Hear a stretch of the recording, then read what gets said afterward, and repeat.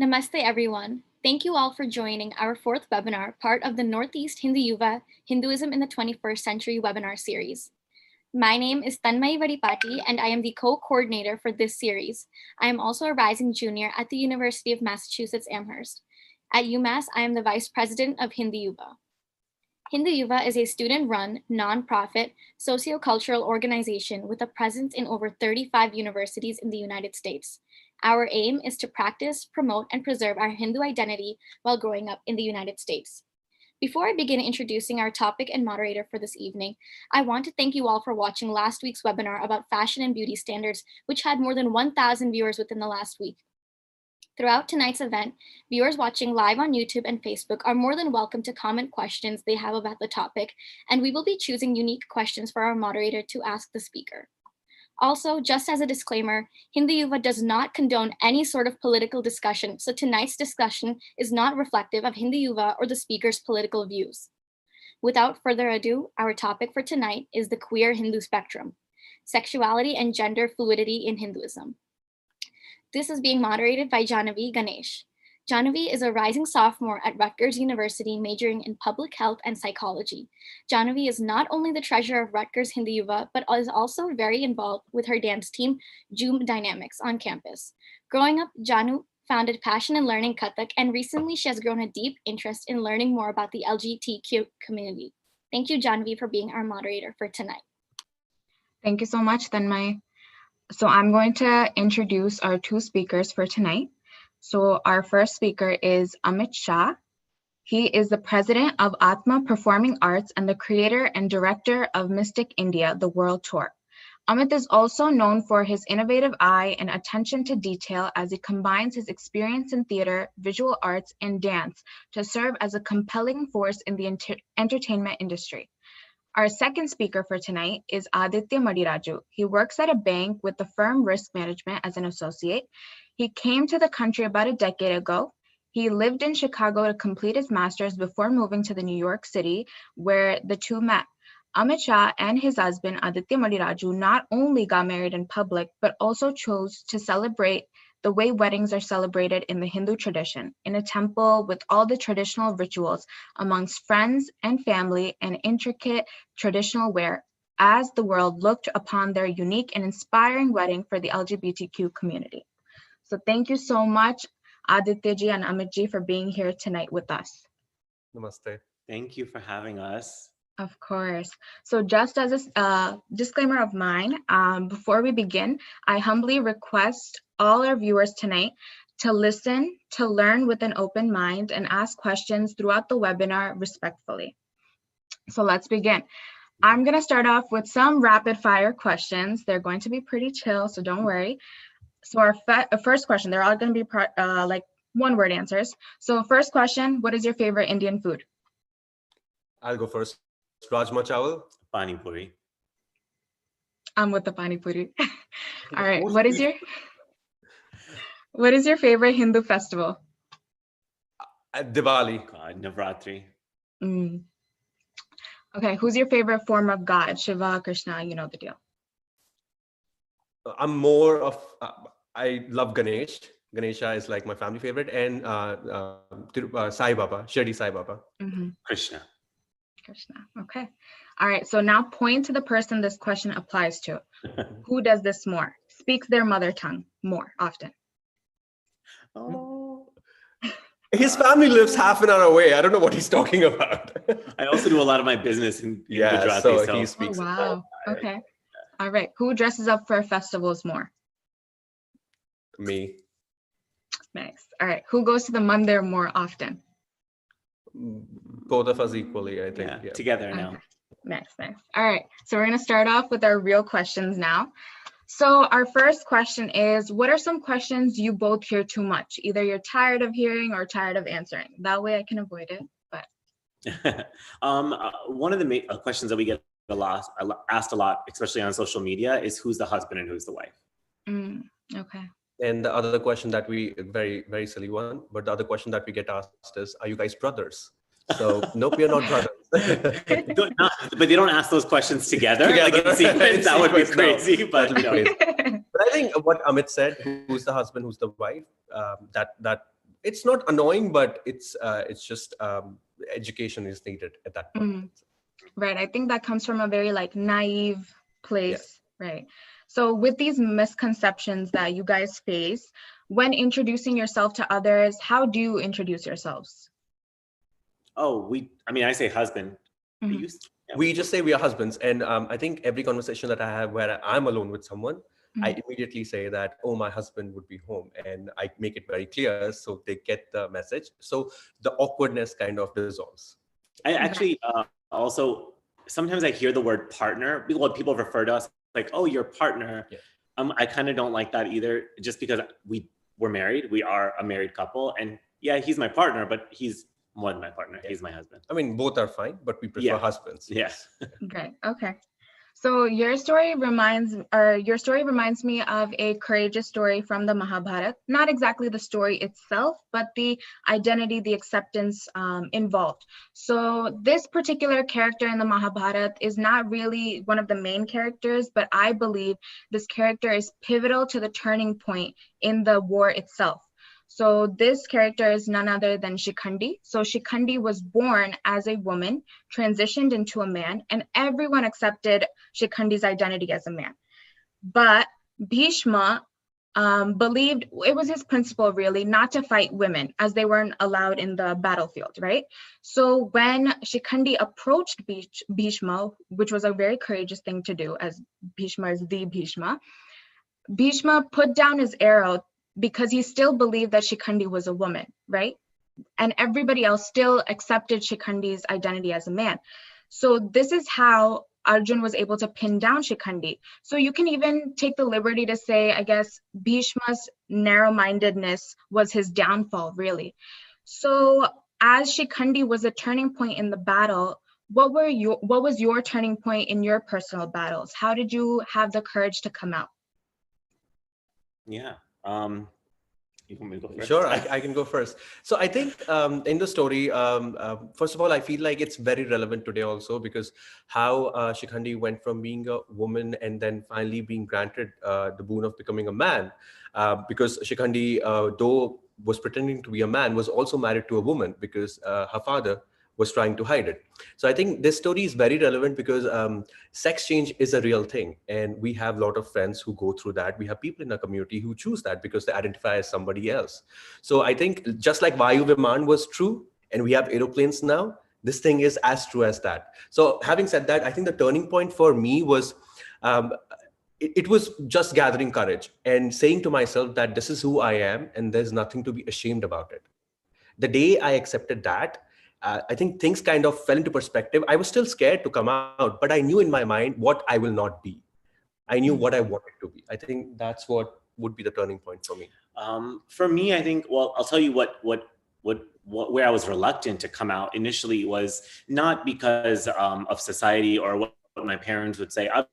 Obviously, those are definitely factors, but it's basically the gender roles that we assign to a man or a woman, or however those things might be. Because once you come out, right, you're labeled. You are labeled in a certain category, and that category has certain stereotypes. Those stereotypes is not what I wanted to fall under. I didn't want to be known as, and still don't want to be known as, a gay man, and then you assume a list of things. That's probably my reluctance, because I felt like I couldn't find my own identity within that label. So once I got over that in my head, and honestly speaking, I think it's more about love. I mean, once you fall in love and you know who you want to spend the rest of your life with, I feel like even if you have to fight those battles, they're worth fighting at that point, because you're not fighting them alone. You're fighting them with your partner. Yeah, that was a turning point. And then, acceptance followed, after that. In many ways, I had to accept myself first, which was the first thing, and then accept how I wanted to present myself, and then everyone else followed. We always say that acceptance comes from within, and the day you are okay with who you are, things will fall into place. Though there might be a struggle, but they will fall into place. Perfect. So you've mentioned in like your YouTube video about your coming out story, your parents were very supportive of your entire journey together, which is a very beautiful thing. So I feel like that support has to come from some kind of understanding beforehand. So did the topic of sexuality come up in your households, and how often were these conversations, and how was it addressed on both ends? Yeah, I mean, so I can't say the topic never came up, but I also can't say we sat around the dinner table talking about these things, which we probably should have or could have, but it just never was a thing. Also, no one in my family or immediate, I guess, circle of people had ever experienced coming out, and my parents didn't know of anybody. So it wasn't something that even felt necessary to talk about. Like, we could talk about a situation, but that situation never came up. But I wouldn't say that my parents, they went to school in the United States. They did a lot of, they know a lot of people, and they watch television, and, we're lucky that television does at least bring some familiarity to people with a certain culture or a certain, maybe they don't necessarily do it the right way at all times, but at least it's known. It's not like an unknown It territory. introduces the topic. That's correct. What it does, yeah. But then, acknowledging the fact that your son is gay, or that, then you have to, it's a different type of conversation at that point. So no, I mean, we didn't have the conversations, but I think the reason that it was accepted as quickly as it was more about who we are as people, which is, in my opinion, always just more important than what our sexual identity is. So I think my parents always knew I'm a go-getter. I can make decisions for myself. I always have. And I always followed through with those decisions wholeheartedly. So my dad's, first question when he was introduced to Adi was, okay, well, how serious are you about getting married? Right. I mean, are you guys going to break up in 6 months or a year or 5 or 10? Or are you guys going to ride the path? And you know what? He asked my sisters those same questions when they married their husbands as well. So it wasn't anything different, but I think the aspect of being committed was something my dad felt like this community maybe doesn't have. And that's why he needed to really, make sure we were committed, which is a stereotype I want to break as well. What about yours? No, I think mine was very similar. Like, I grew up in New Delhi, and good or bad, Bollywood is a huge part of our lives. Like, everything we know is from Bollywood, even if it's making jokes about the LGBTQIA community in the Bollywood movies, which they are now taking seriously and making some quality cinema. But having said that, Evening Shadows is one movie which I really liked, and that's the kind of movies I'm talking about. But I think for us, it was a discussion, but my mom and dad did bring up being gay, but that was more of a general topic when you see a certain public figure in newspapers or media who is a little feminine, and then immediately there's a point that like, is he gay? But then it would very quickly turn into an awkward laugh and uncomfortableness and shifting, and then it'll go, oh, this doesn't happen in our family. Like, this is like literally rich people problem, as some of my relatives would say. But I think they have come a long way from there. Like, today where they are, I think I feel like they could have been similarly supportive at that point also. But I think the concern would be my financial stability, my personal life stability. And I think now that Amit is with me, I think the support from my parents that came to me was much more like they were sure that this is okay. So I think there's a time and phase for everything in life. That's what I would say. And parent support follows eventually. Perfect. I love that answer. So while you were understanding your identity and your sexuality, did you ever feel different in a religious environment, at a puja or a mandir, anything like that? If I'm honest, no. I never connected my sexual identity or anything I was going through internally, like trying to figure that out, with being religious or my religion. We grew up in a household where we did prayers every night, but not the type of prayers that would confine you to certain standards, right? We did prayers because we believed, and I still believe, and I'm still very spiritual as a person, and still believe many of the things maybe I don't even know about. Like, I don't know those things, but I believe them, if that makes sense. But I grew up in a household where my parents never said, well, this is exactly what Hindus believe, and this is how you're going to live your life. I was never given those terms. So no. My story is a little different.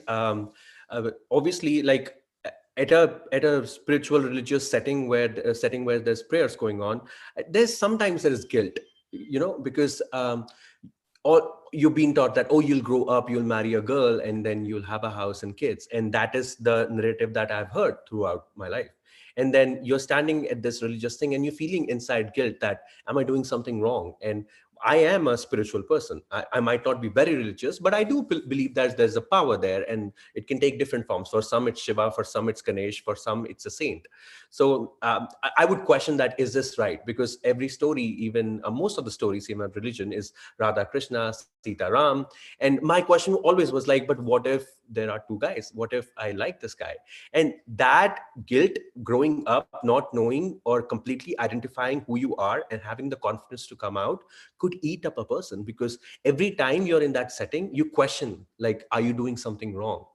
And I believe in karma. So it's always a question like, is this bad karma? So yeah, you have to fight through all that and understand, which I did eventually. But yeah, in certain aspects, yes, maybe I said 20%, there was guilt once in a while. Yes. I want to add something, because I remember a moment in my life where I went to the mandir, and I used to go to the mandir every Friday with my cousin, and but this was not that time. But I went to the mandir, and again, I'm not super religious, but I like to go, and I never like to pass a mandir without stopping by. So if I'm gonna literally pass something, I want to just go there for a couple of minutes, right? Just, I feel good about it. I went to the mandir, and this was a time where I was really trying to figure out my identity. And I remember going to the front, and there's a line, so you have a turn. And I remember tears just rolled down my face, because I was like begging God, like, I know you're going to help me get through this, like through this situation, and you're going to figure this out with me. And I think, if anything, I looked at my religion or my belief at God as what was going to get me through my life and make me happy. God for me, like, I always felt like God is not going to let me down. So there you go. That's definitely a beautiful way to look at it. Wow, that like touched my heart. Aditya, you said that most things or most Hindu stories we hear are like Radha Krishna, Shiva Parvati, right? So while growing up, did you ever hear of stories that defied gender or sexuality norms, like Hindu stories, other than Shikhandi? And why do you think they weren't as told as much as the other interesting Hindu stories? I mean, there were few stories. I mean, Ardhanareshwar, half man, half woman, Shiva's avatar. We have heard of it, but that was again, Shiva is a god. So God can never do wrong. That's what we are taught. So if they had to do that, if they have to bring out the both forms, which we all have inside us. We are both feminine and masculine inside us. There's a half part of each. But if the God has an opportunity to bring it out, do some good, that was circumstance. That's labeled as circumstance and what needs to be done. But maybe, like, my interpretation is maybe that was the third gender that we refer to in Indian community. And that is truth, because we keep hearing these narratives where gods transform into some opposite sex to serve a purpose. But what if that was more than serving a purpose, and what that was serving was a person's identity as who they are? And similarly, one more story that I would like to mention is Brihanala, when Arjuna takes the form of third gender. And the interesting part about the story that people take is that Arjuna was cursed to live that life for 1 year in the last phase of Vanvas. That has been labeled as curse, but Urvashi curses him when Arjuna doesn't show any interest in her. So technically, at that point, she cursed him because he did not give her consent. When consent in this day and age is such an important thing, how is the curse coming out of it the positive that we're taking away? Shouldn't the negative part of the story be the consent, which was not given, and eventually Arjuna got cursed? Like, these are the kind of things that I keep hearing and questioning, because they don't hold true anymore in this day and age, or the message has to be interpreted differently. That's what I would say. Yeah, I'm not familiar with the technicalities of stories and like names. I'm pretty bad with that. But what I do know is that if there was any references made, those references, there was always like what's the right word? It was always like, they were always put in a different, like, they were always like, well, they did this, but there was because of this. It was not because cause and reason. Yeah, there's a different reason. That's so it was brushed aside, I guess, is what I'm trying to say. And yeah, but I do think those stories do exist. Yep. Absolutely. And I feel like they need to be heard. Till now we haven't heard those stories a lot, is because that's not the normal that our parents growing up knew. So it was difficult for everyone to bring those stories out and really talk about it. Those were just a part of a bigger plot that was going on, but they were never the main plot. And I think maybe it's time that we narrate those stories as they were supposed to be narrated, or interpret them as per the day and age we are in. And one of the biggest stories of all time, Krishna and Radha, right? Or Krishna and Rukmini, really, which it's funny because even the stories that we were told, they have twists and turns to them as well. So yes, people like to pick and choose what they are listening to and then pass those things on. And I think that's what religion really is, right? Like you can't pass on all the knowledge. So the whole stories were heard of just the ones that we thought our parents thought were relevant to us and life. Yeah, I think that I agree completely with the way these stories are retold, right? So I was reading a book really a while ago, and it said that these queer stories are really a celebration of our ancestors. This was prominent in society back then, right? But now, due to the Western gaze that it's told in, we think of it differently. So I definitely agree. And the whole curse with Urvashi is actually pretty funny to me, because they say that Urvashi was also the daughter of two males, you know? So yeah, I think that is definitely prominent in the way even now we are telling stories of this, of queerness, right? So we got a beautiful question from the audience. So the question is, do you feel the log kya kahenge mentality has affected your relationship with extended family or friends? If so, how did you overcome that? Should I go first? Go ahead. Definitely it did. Actually, I overcame that situation early this year in January. Some of my relatives knew. Log kya kahenge for me extends beyond our family. Family, we would listen to what family has to say because we want them to understand it. But beyond that, there's a fear of unknown, because how your family would be treated in the society. So log kya kahenge is for me extension. And I think definitely scary, because they might not say anything to me, but they might say something to my parents, which might hurt them. Like hurt is something, the guilt of putting your parents to something like this, that's what is we want to avoid. So I kind of, most of my relatives did not know about me and my situation with Amit. At least I did not tell them that I'm married to him.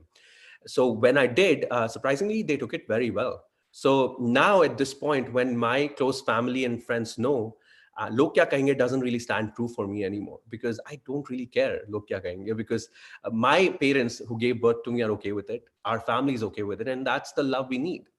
So I think that doesn't bother me really. Yeah, I would have to agree with him. I mean, that's the first reaction that comes from when our most important, the people in our lives, our parents, right? And so that's, of course, their first reaction. They don't think about themselves. They're thinking about, wait, but what are other people going to say, right? But literally, I think one thing I can say about both of our parents is that they literally love us and they taught us what love is. And that's why the idea, that's the fact that people can't get over this, the fact that we love each other and we're together, is crazy to me, because here we grow up in a society where love is so important. Like I look at, your parents were arranged, my parents were arranged, and they have such a deep love for them, with themselves and also to their kids, that they would fight the world. I mean, my dad, I mean, still till this day, he's like, I don't care what people say. And he will, use whatever language he has to. He's like, I will fight for my kids no matter what. Even if he doesn't believe that what we're doing at that moment is correct, I don't care. I'm going to fight with you. I'm going to fight the battle with you, and we'll figure it out together. That's love. I mean, that's just. Yeah, I completely agree. I think also, other than the Western gaze really destroying the way we retell our stories, I think it also has to do with a lack of representation, right? So there aren't a lot of Indian or Hindu gay couples that exist that we see in social media or stuff like that. So another question from the audience is, what role did representation play for you, and where do you think representation is strong or lacking right now? Oh, representation is big. It's changing now for sure. And it's very, very, very important. Like I cannot stress enough. This is not, this till a few years ago, this was not considered normal. And now people are looking at it with an eye where they're accepting of it, like accepting of same-sex couples. And other people of our community. And I think now there are a lot of same-sex couples all over the world, actually. I've seen a surge of people coming out in India and telling their story. Like recently, in one of the social media websites on Instagram, actually, someone posted of a different couple and their story. And it was really, really nice to read such a story of very young boys and how they came out to their parents and how the family is so accepting. So I think representation for me, small or big, is required, because even if it's a small representation, it's a small story to tell, people around them are influenced, and then the story spreads, the positive thinking and the change of outlook happens. But if we do not come in front of people and express our story and tell the story of two brown guys who are living together as husbands, it's not going to serve a purpose. It may be served for us, but this is bigger than Amit and I. This is much, much bigger, and people need to really hear it to actually know that what is right at this point. I grew up in, obviously I was in New Jersey, and I grew up with people of all kinds all around me, very diverse. And so but I didn't have anyone to aspire to be, or anyone to look up to or talk to, even, for that matter, because we always look for people like us. Like, we're always, brown people have a thing. We're looking for other brown people, right? Like, if the other brown person didn't do it, I don't think I can, right? I can't be the first person. And so, yes, representation is everything for every racial, background. Like, people want to see a little bit of themselves in that person. So you looking at the world of Americans, where we are American because we live here and we were born and raised here, but also we kind of look at ourselves as not American, like, we're not like them. So that mentality first has to change in order to say, okay, well, we're represented just because other human beings are represented. So we should feel like we're represented.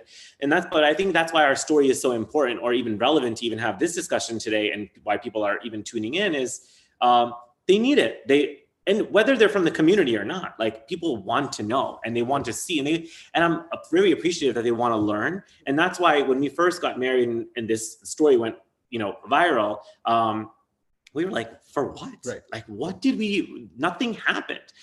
But then I realized everything happened for people. Everything happened for them at that time, because they were like, whoa, one, a mandir, two brown, authentically brown people, right? Like, together. So they needed to see that. And we've seen other couples before, but maybe it was just, we did everything. Our parents were there. It was there. Everyone was there. So, and we cannot dismiss the power of social media. Like, representation for me could also be from an ally.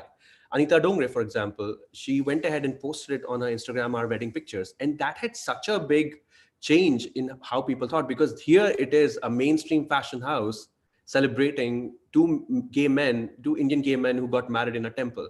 That speaks so much. That is also the kind of representation that we need, support from allies. That's what I would say. Yeah, I'm just glad people aren't scared to share or to like our photo, whether they're gay, straight, bi, whatever, or anything. I think that's what makes me feel really good. And I'll say this. I mean, we've gotten a lot of women who follow us and are always messaging us about how much they, like what they see or whatever. And that's also nice, because we're not just getting the gay community or lesbian community or, LGBTQIA community. We're getting everyone, and we're getting people from all walks of life who just like, wow, this looks really normal and great, and this is awesome, So I guess we need representation. I don't think we need to say anything. I think the facts are there. Yeah, I definitely do think you guys are doing a beautiful job in representing the LGBTQ community as Indians, as Hindus. So were you keeping that in mind, that you need to represent this community while getting married, or was there nothing like that? Oh, do you want to go first? Because I know absolutely not. I mean, it's not that we ever wanted to keep anything a secret. It's just that we never, first of all, I'm not a social media person at all. Even today, I'm like a little bit estranged to the situation.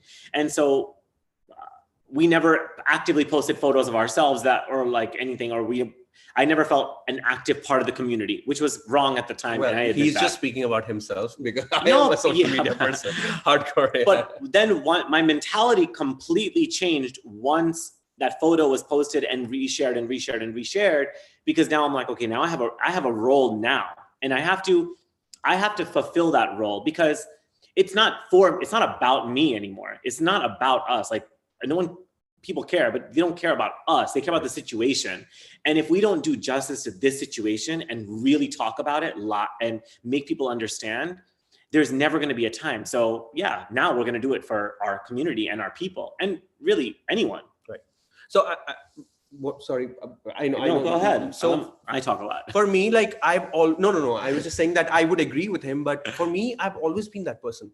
Like, I have loved social media. I think it's a creative outlet for me. Like, everything that I take, even if it's a selfie, there has to be a creative angle to it, or the narration of that would be creative. It might sound silly, but it does a lot for my mental health. It is huge, because at the end of the day, after doing the 9 to 5, I am an artistic person. I need that outlet, and social media has been like always that for me. I have been active on social media for years, and I have always posted about stuff I strongly believe in or about myself. So when I think this picture was shared again and again, that's when it became very real for us that, okay, this I kind of has started a dialogue now. Like, till now, it was just shared on an account. Like, I had 800 followers on Instagram. He had 2,000 because he owns a business, which is social. But that was just for our family and friends. And here, like, it was just two guys who got married, and I wanted to wear pretty clothes because I'm getting married. And for me, I wanted to get married once in life, and I wanted to look really good. So I did. I wore these amazing clothes, like typical dream of any groom, like to look handsome on the wedding. That's what I did. But what I did not realize is that the photo, the message in the photo has gone beyond the clothes and how the setup is. It has touched people because it has kind of normalized what is at that point was still illegal in our country.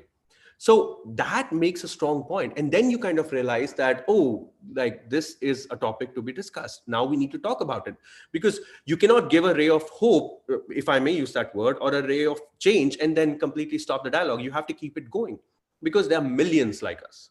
When everything happened the way it did, we talked a lot about, like, okay, well, what are we going to do with this, right? Like, how are we going to utilize this in a way that makes some difference? And I'll be honest, I felt a little bit estranged from even the LGBTQIA community, because I didn't come out soon enough. I felt like, well, they're not even going to accept me because I wasn't that person who followed all the steps of coming out early and struggling. And then, I did what I was who I was, and I told my parents, and it actually worked out, and I found the love of my life. So I felt like, oh my God, I don't belong to this community. I don't feel like I went through all the motion, and I did go through a lot of personal things, right, before actually coming out. But then I felt like, well, if I don't own this role as an ambassador to this community, if that's the right word, then no one is gonna take this on. And so now I can walk into a Patel Cash and Carry, on a weekend, and people know that I'm a guy who married another guy, and they might point fingers a couple of times and they might talk about it, but at least they're talking about something. And let it start conversation. I'm fine with that. I think the photographs served their purpose, honestly. Yeah. Yeah, for sure. I think I was one of the many people that had actually reposted your pictures, because it was just a huge step for the Indian community. You know what I mean? So how do you carry that responsibility of being those ambassadors for the Indian LGBTQ community? Because it definitely is a big responsibility, as you are one of the very few people that do represent the community. So I would call it supporters than ambassadors, because I feel like we haven't done work enough to be called ambassadors. I mean, yeah, but supporters sounds good, because we obviously support, but we still haven't, I feel like we still haven't taken a hands-on active role yet in making a change. And we plan on doing that, because we both are really invested in that. But what I've seen is a change in mindset. Like, for example, I received a message actually a week ago from a lady who told me that she has actually stopped talking to her best friend when he came out to her. And after 6 or 7 years, she has reconnected with him after hearing our story.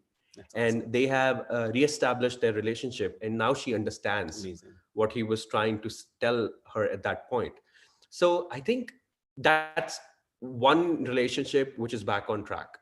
And I think my work for that day was done there, because someone understood. Sorry, go ahead. No, and that's I was thinking in my head, is like, we always think that, okay, now that we've said we have this role, or we're trying to build this platform even more, we feel like we have to tick certain boxes. But it's these small things that actually, that's all it takes is like literally sharing. I share a photo of us walking in the park one day and someone thinks, well, they're just, and I do that with my wife or husband, and great. So they're, like they're just, I feel like they're connecting to us, not in a way of we are gay and we are going to change the world. That's not the way that we need to project ourselves. We just need to show. And I think my parents said it even before we got married. And I've said this line a lot, is like, literally no one is going to care in 2 years or a year if you married a guy or a girl, but they're going to care what you did with your life and what message you pass on. Right. So do good work, do good things, help people, and be a good person. And why would anyone care like what's happening, and they shouldn't. And we should remember that we are more than just gay men. Yeah, like there's so much more to our life. So I think we have to overall look at it and say that, okay, this is what the work they're doing. And I feel like social media is a very, very strong platform. Even a single YouTube video, the story of us coming out, or how we came out to our parents and how we realized how we met story. Everyone who's watched it, they have sent us messages that they see hope there. And couple of my friends back home, they came out to their parents when they saw our story, and I went to school with them, and I had no idea myself. Well, so this is the kind of and I think that when we're posting and people are commenting, sometimes there's negative comments as well, like things people don't understand, or they're, and that's fine. That's normal. I actually like that, because then you'll have another person who supports you back, and then they start having a dialogue. And that dialogue to me is healthy, even though it's not necessarily the right place and it's not always positive. It's healthy in a sense where at least someone is starting a conversation. I don't need to be the one, screaming at the top of my lungs. Like, the flag bearer. I have now, 50,000 people doing that for me. And they're doing it even louder than I am, because they're gonna talk to their family and their friends, and that is a huge effect. Yep. Sometimes we think that we have to make a huge impact, like we have to have a big social media following, we have to have a flag and a banner, and we have to do this campaign. And that. No, you don't need all that. You talk to I just had a very difficult conversation with my parents about another issue the other day, and I'm like, I was telling Adi, I'm like, we have to start at home. We need to train our parents to view things a certain way if we want to. Who cares if we post on social media? At home, we have this problem. So we need to change that first. So, we all are ambassadors to something. That's why I think I can use that word. If you have an opinion and you want to express it, you kind of become a supported ambassador, because you are endorsing something. You are believing in what you believe and trying to get other people to believe. So that's like you first asked, our goal is not only to inspire the gay community, our goal is to inspire anyone else to speak up for that community as well. So, whatever works at this point, whatever starts the conversation and keeps it going. Beautiful, beautiful. I think a lot of that acceptance has to come from a change in mentality or perspective, right? So back then, I believe the Hindu society was really accepting of all kinds of identities, right? So unlike many other faiths that believe that it's something wrong or a sin, right? But we were always accepting of all kinds of identities. I think that was even the norm, to be yourself, right? So why do you think that we have come to the point where it has been difficult doing so? I think one of the causes for this could be the colonization of India by Britishers. Like, they introduced homosexuality as a crime. And it took us all these years to actually Section 377 to change it back. So I think when it's being taught to you over and over again that this is wrong, people start believing it, because that's what you're conditioned to believe since you're growing up. And all those stories, like if you see the murtis in the mandirs, Khajuraho, same-sex couples in different positions all over the temples, they're either broken or not talked about or missing literature. Why does that happen? Because you've been conditioned to believe that homosexuality is a crime. Now go break everything, destroy everything that points or tells a story that it existed and it is normal. Like that's what has happened. And I think it's now taken us all these times to talk about it again, and it's picking up. And it's honestly, it's on our generation to take it forward, because our parents have blessed us and they said, go live your truth. And now it's on us how we carry it forward. What we become and what we teach our kids tomorrow would from here on decide that who should be held accountable. I think the buck stops with us. Like, we have to run this as we go forward. I think that there's also the need, I know we're talking about religion and sexuality as sort of intertwined, but there's also a need, we need to separate also, like, you can still be a good Hindu and be gay. Like, I feel like people need to get over the fact that you can't be both, right? Yeah. Because, and it happens in many Christianity. I mean, there's a lot of religions, right? Like, and there is that stigma. And now you see even churches, there's very, what do you call these churches that are opening up their doors to, like, you know, now they sing, they dance, it's a much different setting. Even religion is changing in that. And just one thing in general about religion, this comes with anything. I feel everything is told, right? So someone is passing on a message, and that message is getting translated again and again and changed a little bit. We are at that point. I think, you know, this generation is really at the brink of really making a huge change in the approach, not in what we believe, but in how we translate that message to the next generation. Right. And that's why this is such a great year to make changes in so many ways. Not just for this situation, but for so many other things. And we have to be active all the time. I mean, just for example, because he said that this is a great year to make changes, Sati Dharma. It was considered as a privilege of the woman to sit on top of her deceased husband and burn alive with the husband's dead body. Sati Dharma, it was called. And it was abolished. At one point, that was held as a ritual which Hindus believed in. I mean, if that happens today, it's a criminal offense. It's a third-degree murder. Like, basically, that's what it is. So when something like that we have opened our minds and understood that burning someone alive doesn't serve a purpose and doesn't serve a dharma. So at the same point, we need to also think that where we are today and how not celebrating love and spreading hatred is still not okay. Like, that's the same thing for me. Like, it's about human rights. It's human rights with Sati Dharma to allow a person to live on, and with us is to live on our life, be our true self. So yeah. Beautiful, beautiful.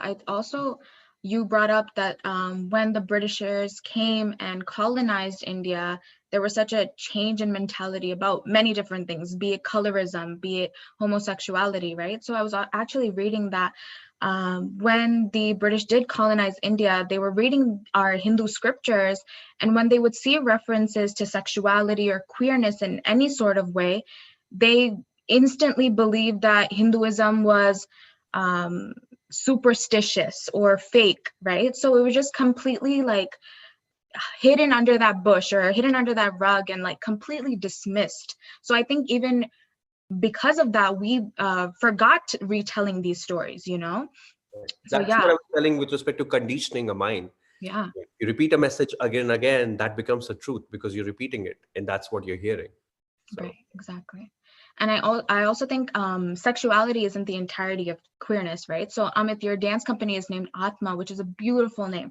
And we believe that AATMA means soul. And we also believe that the AATMA has no gender. So when I think of gender, I think of this particular incident. So we have the Hijra community, which exists in our Hindu Indian community. And it is definitely one of the oldest trans communities to exist, right? Which is a beautiful thing. So recently when I went to India, we were coming out of the temple, we were about to go home, and this person from the Hijra community comes up to my brother, pinches his cheeks, calls him cute, and blesses him, right? And says, continue to study well, you'll go really far in life. If it was anybody else, I would have been like, hold up, like, why is this stranger touching my brother, you know? But it was somebody from the Hijra community, and me, my parents, we were just in awe. We were so grateful that this person was coming to bless my brother, because we as the Hindu community believe that they are divine, right? We, Aditya, you said something about Ardhanarishwar. We believe that they're somewhat similar to Ardhanarishwar. So while and this is such a progressive thought, right? This is such a modern way of thinking. So while the Hijra community is considered to be divine, why have we as society began excluding them? Should I go? Yeah, go ahead. So I'm Amit can chip in, but I feel like there's a stigma associated with it. Whenever there's a newborn, there's someone is born, you invite them to come and bless, and you fear that if they do not bless, something bad would happen or curses hold true. And previously, people of the community were reduced to guards to queens in palaces because it was assumed that it's safe to let ladies be around them.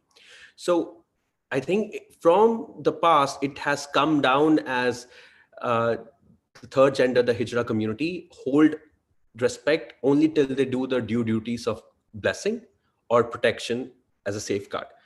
The basic human rights that they deserve were not given because technically, if you are not a mard or a aurat in the Indian community, you do not hold good because you're not playing one of the roles. And anything that doesn't fall into the boxes that our culture has defined is something that is frowned upon. So even though there is respect given to them, it's occasional, it's only under circumstance, and it's monetary. You give them money and you're done with it. You don't want to see them again in your daily life. You need them when you have a newborn, but you do not need them otherwise. And that's the disrespect that that community has faced for decades and years and centuries. So I think now at this point, when we say LGBTQIA community, they are a very big part of it. There are activists out there who are voicing, and I think people listen to us more than they listen to them. And honestly, when you say ambassador and activist, they actually are that.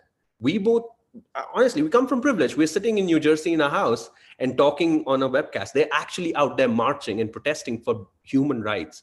And I think I love and appreciate that all of you listen to us, follow us, and love our journey, but they need this attention as well. They've been doing this for years and they probably deserve it more than we do at this point. They're doing more work than we do, honestly.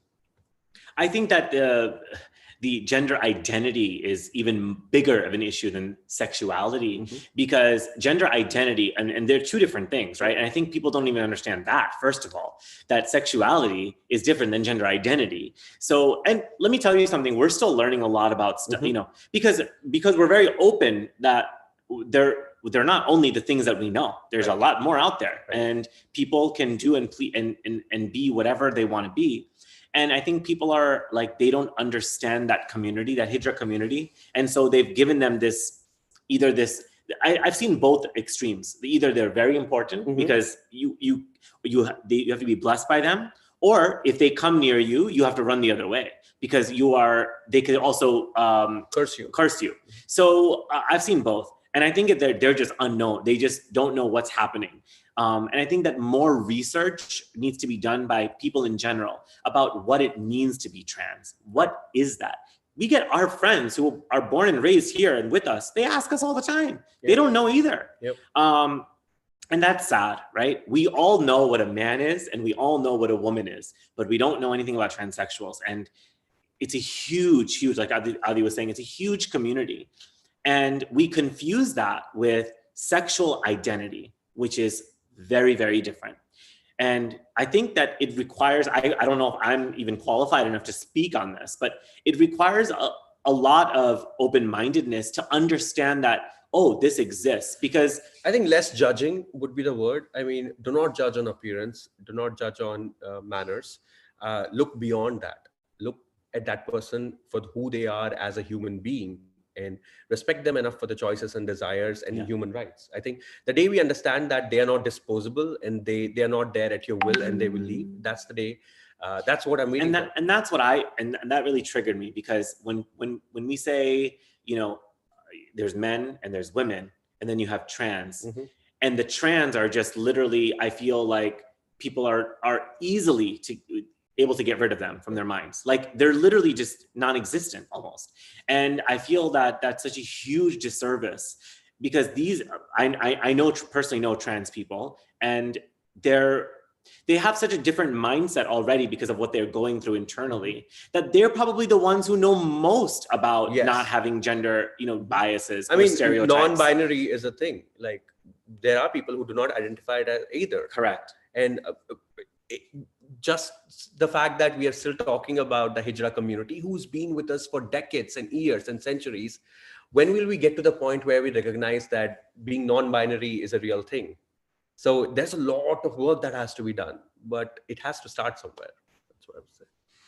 For sure, I agree. I think I've also read about the Hijra community. They have a special kind of clap, right, that they do. And I read that this is a way to be more visible, a very subtle way, but a way to be more visible to the community around them, so that people look at them, speak of them, talk about them, have open dialogues about them. So talking about this, this brings me to a question from one of our viewers. Is there a need to kind of be excessive about the way we speak about the LGBTQ community, or should the community organically accept this over time? How would that work? You know what I mean? So with respect to the clap, I'd like to add this, that yes, the clap is very important because it's a signature, they identify with it. But you know, the sad part is the clap is merely reduced to abuse or a joke or a mockery of them, because I grew up in Delhi and schools are not kind in Delhi. Let me tell you that. Anywhere, schools are not kind. Kids are bullies growing up, honestly. If they don't know it, they want to like really bring a person down. And I was a feminine kid growing up, and there's nothing wrong with it. But that clap was associated with me. Like when I would walk into the class, somebody would make that clap to tell me that I am a chakka, as they would disrespectfully call people of Kinder community. So that when you said the clap, it just brought back so many memories. But sorry, your question was that, do we have to be really active and big about accepting? Yes, of course we have to be. Think about it. None of the rights that has happened all over the world has been a silent or a peaceful protest. There have always been rights. Like in America, when we didn't have rights as part of LGBTQIA community, a transgender Black woman threw a stone at Stonewall Inn in New York City, which is a bar. And that's where we are able to sit here today, own a house, sit here married, and talk about it because of what they did that day. So it wasn't a peaceful protest of us sitting quietly and requesting. So all rights, human rights come from rights. I mean, I know they are wrong. Vandalism is wrong. I completely agree on that. But rights don't just mean violence. They mean expressing your opinion and requesting your human rights in a very verbal way. And I think it is time that we kind of move away from the silent, kinder part of being quiet and just waiting for people to accept us, and really demanding. Because you know what, honestly, YOLO, you only live once. If you're going to live it completely. That's what I would say. I mean, millennials would get it. Like, that's what I would say. To the person who asked this question, I think it's a really good question. Yeah. And I'll be honest, I'm probably someone who asked this question before all of this happened to my life. And I realized that my role is I have a bigger part to play. And I think it's because this, there's a lot of people who probably have this question. You feel like your role is not significant enough. You feel like it doesn't matter. And I have to say it does. And the reason it does is because that one voice can change things. Yep. Look at our history, right? Where we talk about Gandhi or Martin Luther King, people who have literally paved the path and changed entire structures of, and the way things have functioned. And I understand that we don't all want to be the Gandhi or the or the Martin Luther King of our community, and we don't have to be actively seeking to be that person, but we actively should be speaking about something that we believe in that can influence something positively. And I think that right now, this community and many, many communities, it's not only that the LGBTQIA community needs you, there's many, many communities that need a voice. Yes, we do need you to speak up, and we do need more hands involved. Because one voice can really make a change. And like I said before, you can make a change even within your household or with a small group of people. And that could have a huge impact. And I know that it gets tiring. I tell Aldi this all the time on social media, right? When just a few last month, there was so much on social media about Black Lives Matter. And it was such a huge movement, and I felt even many times, do I have to read this every day? Am I gonna have to keep looking at this? And you want to tune out because you feel, okay, I'm informed. I already know. I'm fine. I don't need to see anymore. But that's not enough. But it isn't enough. And that's when I really learned even more just a month ago about being present and active in this movement if I believe that these changes need to happen. And so I agree with your question, and I know where you're coming from because I'm with you. I feel that.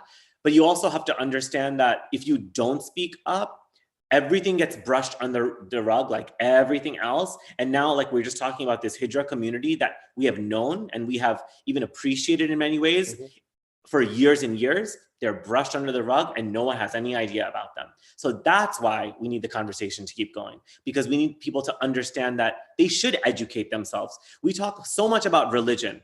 You know, why is Hinduism different than Christianity, you know, versus being this and that?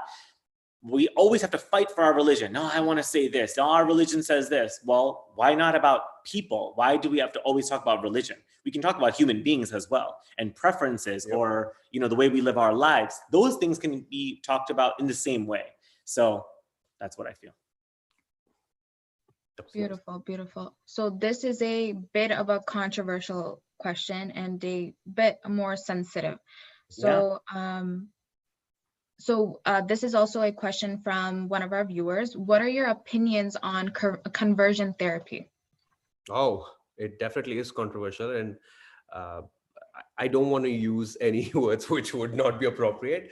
I think, wow, I want to say so much, but I don't want to, you know, like, I think it's very distasteful and complete violation of human rights.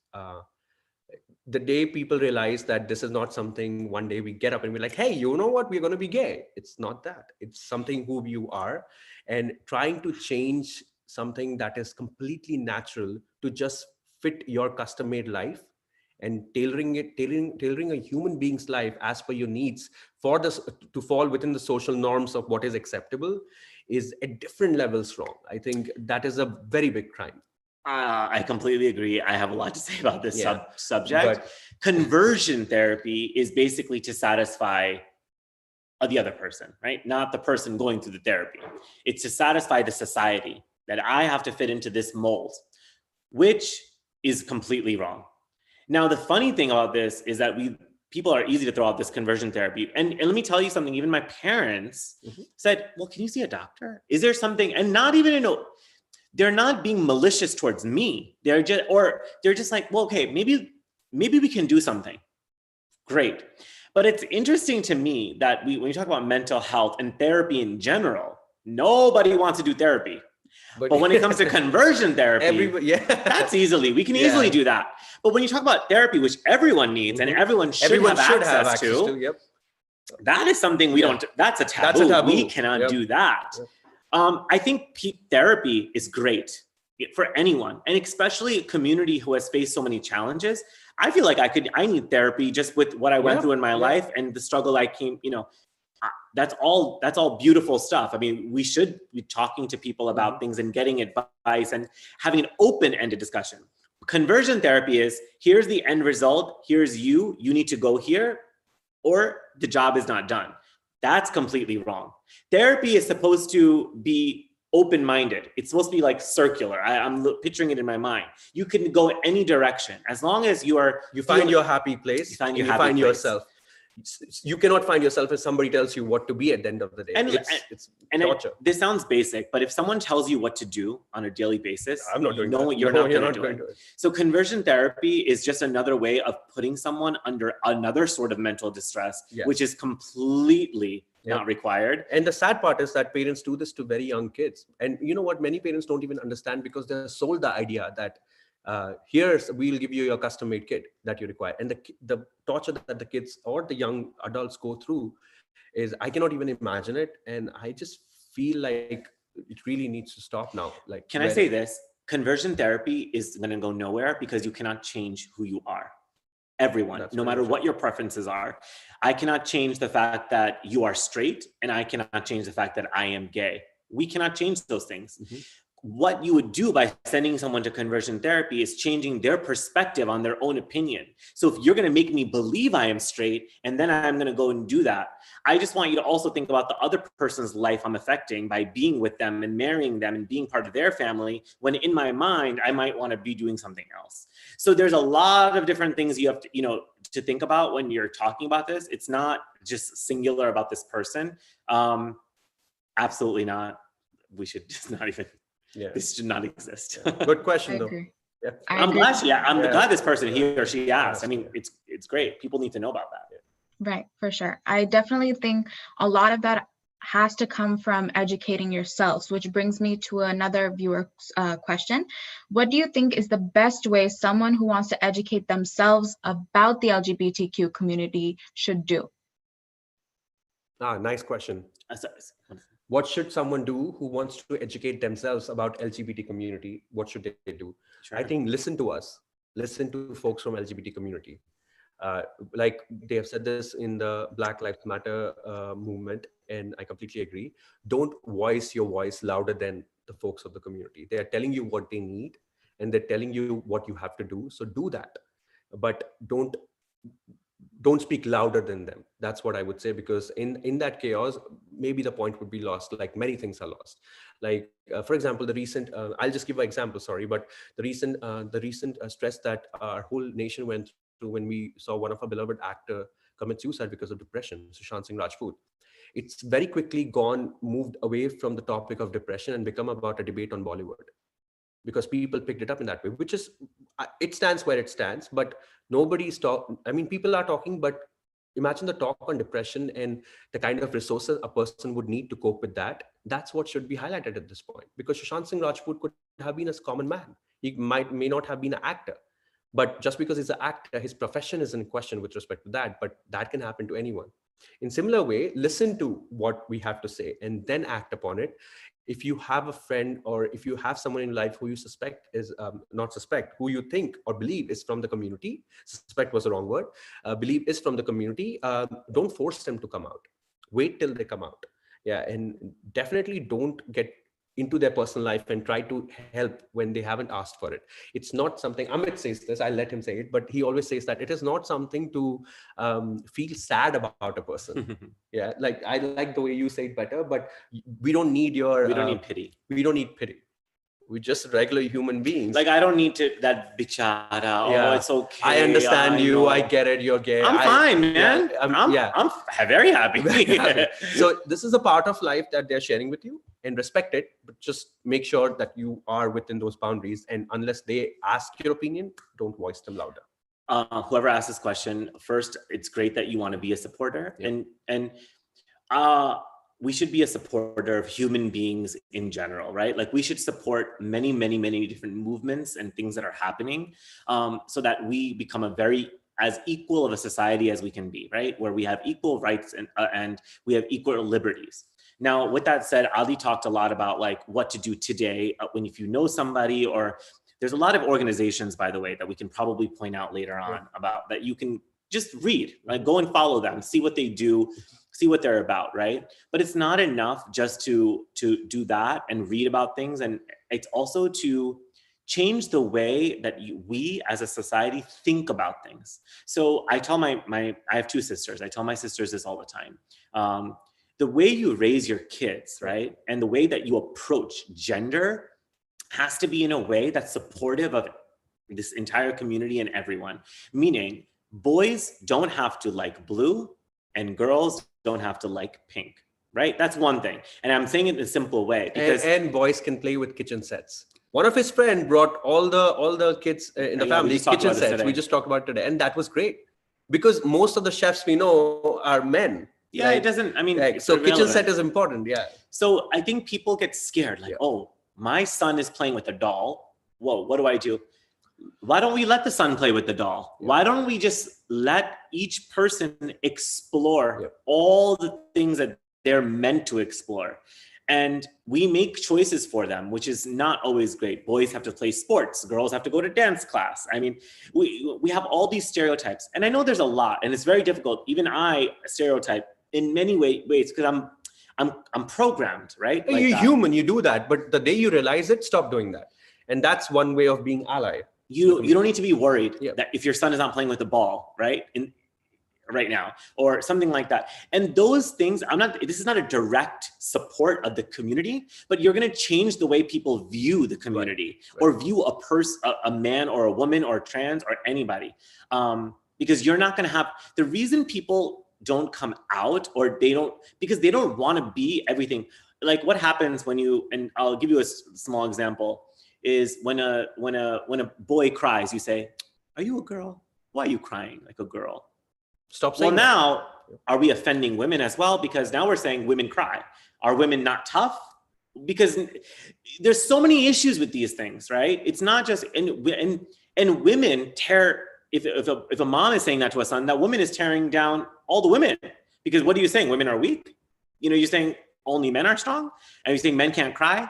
And then you go later on in life and you look for men who are sensitive, because you want a partner who is sensitive. But there are none, because all the mothers condition their sons to believe that you have to be strong. And that's why we have such gender disparity, is because we are now programming ourselves to be like, well, I have to be like this. Well, now that's why women are fighting for so many rights right now. And, you know, and I feel like men have to also fight for the right to be vulnerable. The right to express be weak, themselves, and not even weak. Weak is the wrong word. What is it? Vulnerable, I guess, is the word I was saying. And so these are the things I think need to change, because then when there's no role assigned to a man or a woman, someone can say it's okay if I like this and I like that, and then the conversation will slowly start to change. So there's many ways. I mean, the first thing is it's great that you want to be a supporter. You can always contact us. We're very much like the community of people that we want to develop in our platforms is full of people who just want to learn, because I am not a perfect person and I don't have all the answers about anything, but I'm willing to always talk. And I think a lot of times that dialogue is what helps, right? So just keep talking. Beautiful. I think that brings me to my last question. Unfortunately, I wish I could keep talking to you guys, but if you could change one perspective today, or have the viewers take away just one thing from our discussion, what would it be? Do you want to go first? I don't know.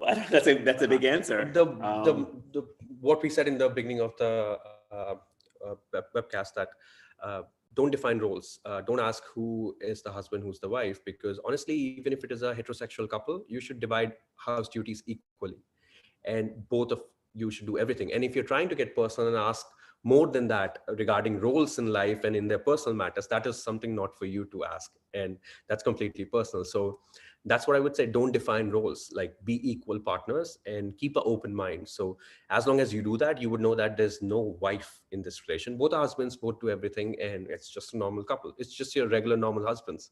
That's what it is. I've said this before, and I guess it's just like a motto I feel like needs to be used more, basically, where if you don't have to ask permission to hate somebody, why do you have to ask permission to love? And I think it's with everything in life, about any human being, any interaction. We love all, not just my husband. I love many people in my life, and love many things and many ideas and many. I don't need to ask my parents for permission to not like somebody. So why do I have to ask permission to give my love to somebody? Yes. Love is something that we are born with love. Everybody, no matter how you were raised, when you first came out into this world, somebody loved you, right? And that is our responsibility as Hindus, as human beings, is to be loving. Always. I mean, that is the greatest truth. Like, you have to love. And that is one thing that we cannot say any religion is saying not to do. In many different ways, maybe right ways, wrong ways, people are saying different things. But everyone is saying love, love God, love yourself, love other people, and be willing to do that all the time. So if someone is loving and the other person, there's no reason to question that. Beautiful, beautiful. Before I wrap up, I definitely just want to quote this beautiful quote I read from Devdutt Patnaik. So it says, in Hinduism, the world is not distinct from God. The world is God. God contains everything. The queer is not excluded. So thank you so much for being a part of this. It was an amazing conversation. Thank you so much. Thank you. Thank you. We can go on and on. Thanks to everyone who watched and tuned in. And, thank you so much. Spread the message. That's all I can say. Thank you, Aditya ji and Amit ji, for speaking about this important topic and for sharing your perspectives and stories. If you are interested in hearing more about Amit ji and Aditya ji, please be sure to follow their social media pages and subscribe to their YouTube channel as well. And thank you, Janavi, for being our moderator for this webinar as well. We hope you all enjoyed learning a bit more about the LGBTQIA community. We would like to quickly present our next topic for our series. Next week's topic is the Divine Shakti, the journey of femininity in Hinduism. And our speaker is the very well-spoken president of the National Hindu Students Forum based in the United Kingdom, Drishti May. Please join us for our next topic to hear her brilliant insights on this topic. Please be sure to follow our Northeast Hindu Yuva page on Instagram and Facebook, and subscribe to our YouTube channel, where you can watch all of our previous webinars, this webinar, and future webinars as well. Thank you all for joining.